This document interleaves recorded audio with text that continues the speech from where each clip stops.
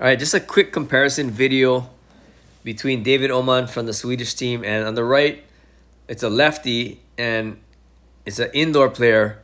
He's not in the gym, obviously. He's just making the swing motion. So, but it's a good comparison, and you'll see the differences between indoor and beach circular. Okay, so the biggest difference indoor is that they draw back much lower. Okay, so if you look at where he's drawing back, well underneath his shoulder.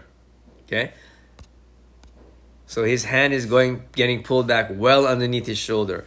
And if you look at David, once he draws back, is drawing back right above his shoulder, or just above his shoulder, right about at his chin level, right? Obviously, the guy on the right, he's like a foot under his chin where he's drawing back. Okay. The biggest thing I want to show you is the difference in the elbow drive, and I've talked about elbow drive a lot, and it seems like people don't really grasp what I'm talking about, but this is going to make it very clear. Okay, so if you watch this, boom, this position is pretty close to the same for both players right here. Okay, so the difference is how you attack the ball from here to there. Now, I will say, like, if you look at this position, this guy on the right, if you look at his palm, he turns his palm way out. David's palm is kind of pointed up slightly, okay? So David really doesn't turn his palm out. And you don't have to turn your palm out like to do an indoor circular, but this guy on the right, he's doing it, okay? Just so you notice the difference, okay? And then from here, if you watch, this is what I call excessive elbow drive, right? So right from here, you can see from here, he's driving his elbow to the target, and then he's uncoiling his elbow, okay? So you see this elbow drive here? This is what I'm talking about, okay? This and this, okay? That's excessive elbow drive, okay? So if you look here, look how far below his hand is, right? So his elbow's up here. Look where his hand is over here, right? So his elbow's way above his hand, and it's because he's driving his elbow up to his ear and driving his elbow to the target, and then he's uncoiling his elbow, okay? Boom. So here's the thing, right? This is where he would be contacting the ball, okay? And that's fine because indoor, you're way above the net and your trajectory is more downward, and this is why he can get away with this elbow drive. So now just think about this, right? If the ball was actually up here, right, he's gonna hit this ball really bad. You see that? His elbow's in front of the ball. He's not gonna hit it as good as if he hits the ball here. If he hits the ball there, it's gonna be solid, okay? But if you look at David, okay, so let me clear this. Let's go back to this elbow drive position, right? If you look at David, his hand never drops below his elbow. You see that? So he doesn't have the same kind of elbow drive as this guy. And when I talk about getting rid of elbow drive on the beach so you can hit with more overspin, this is exactly what I'm talking about, okay? David does not have a lot of elbow drive. He's leading more with his fingers, right? Because if you look at his fingers up here are up, This guy's fingers are pointed straight down, David's fingers never point down. They never even really point back, like straight back. They always have a slight, you see he always has a slight upward angle to it. Always like that, right? He's always leading with his fingers.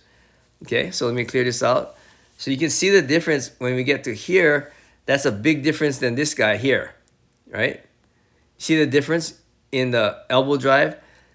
And, this guy's elbow is a lot further in front.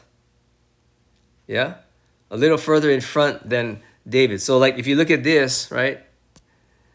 This is where David's shoulder is.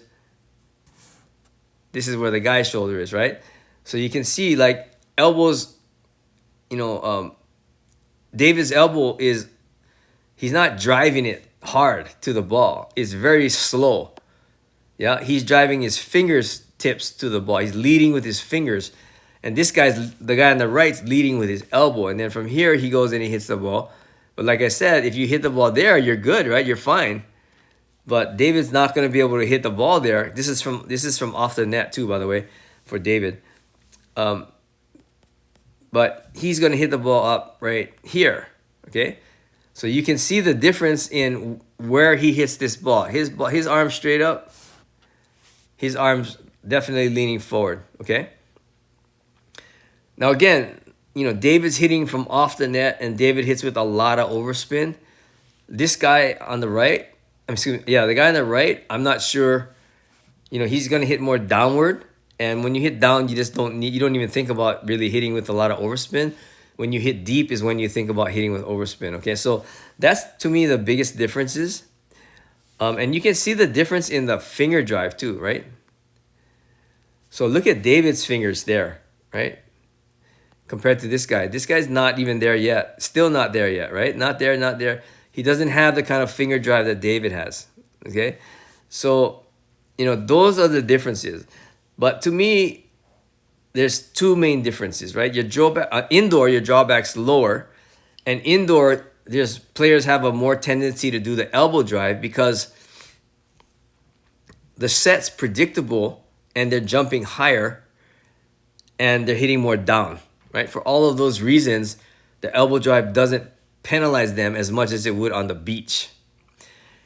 And the thing about the elbow drive here, right, is if you get to this position here and the ball, like on the beach when you're playing with wind, the ball drops 2 inches, you're not hitting a good shot.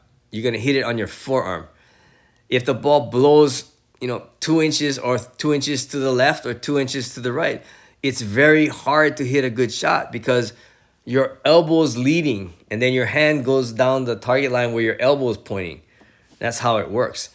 The way David is doing it, where he's leading with his fingers and not with his elbow, he has more flexibility. He has a bigger, a greater chance of being able to adjust to a ball that's moving in the air, okay?